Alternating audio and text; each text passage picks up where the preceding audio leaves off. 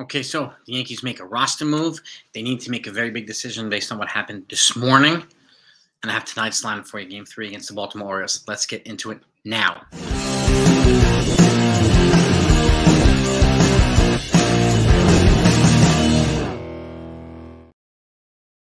What's going on, everybody? Hope you're doing well. So, Game 3 tonight against the Baltimore Orioles. Okay, they won the first 2 games, which is fantastic. Hopefully, they'll win the series. Before that, I got a key roster move, and if you haven't heard the morning's news, relief pitcher Jimmy Cordero was suspended for the remainder of the season for violating the MLB's joint domestic violence policy. So, I don't know exactly what he did, okay? But the fact is, I don't condone it at all, and I never will. And I don't condone what Domingo Germán did. The perfect game that he threw a couple weeks ago does not wipe out the domestic violence suspension he served a year or 2 ago either. Would I be upset if they were banned from the Yankees? No, I would not. The timing is a little suspicious now. And Germán, who's kind of served his suspension and tried to make things right since then, but it doesn't excuse what he did. And it doesn't excuse what Jimmy Cordero did. Okay? This is what I can't stand about baseball, because you ban a guy like Pete Rose for gambling for life. But nobody's been banned for life for domestic violence with baseball, which is worse than gambling. That's a big problem. Big problem. Okay, and the fact is, it's a disgusting offense. Disgusting. Okay, and there should be, and if the Yankees, who hold themselves to the highest standard, facial hair policy, this and that, we're the Yankees, okay, fine. You want to hold yourself to the high standard and ban them from ever playing for this team. Again, there's no room in baseball or on this Yankee team for domestic violence.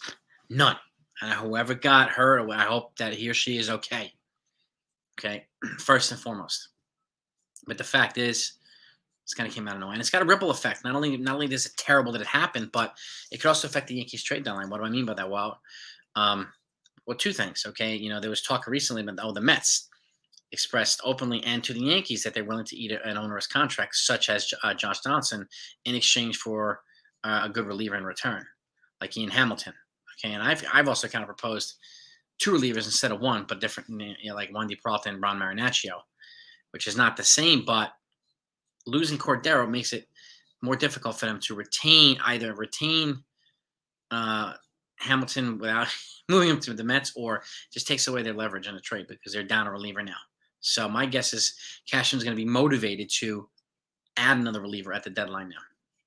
Not only do we have guys that are out for Tommy John, now we have this guy banned for the rest of the season, who was a key reliever for domestic violence.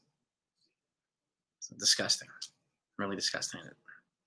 Nothing else to say. It's an indefensible thing. It really is. So it's really hard to talk about. Really hard to talk about. But I have the lineup for you, which will probably lift up some of our spirits, especially if the Yankees win tonight. So let's get to that. Anthony Rizzo leading off at first base. We need speed at the top of this lineup. Cashman, we need speed. Gleyber Torres has been playing better recently by batting second at DH. Giancarlo Stanton has also been kind of waking up, batting third in right field. Jake Bauer is batting fourth, cleanup in left field. Josh Johnson batting fifth, third base. DJ LeMahieu batting sixth at second base. IKF, who's been playing pretty well recently, batting seventh in center field. Anthony Volpe's batting eighth, who's also been hot recently. At shortstop, batting eighth. And Kyle Higashioka's at the dish, behind the plate, batting ninth. And on the mound is the roster move. Who's the roster move? Well, the Yankees called up Randy Vasquez to pitch tonight. He's on the mound tonight. So, and I don't know what's going to happen now.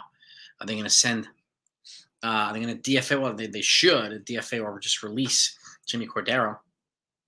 I don't know if you could do that during suspension. Well, I don't know how that works, but he's obviously not going to be on the roster. I think he can be released.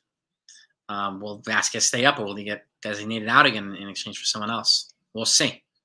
We'll see what happens, but that's the lineup.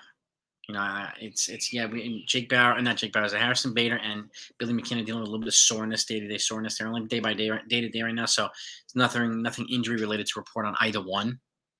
So just like a standard day off.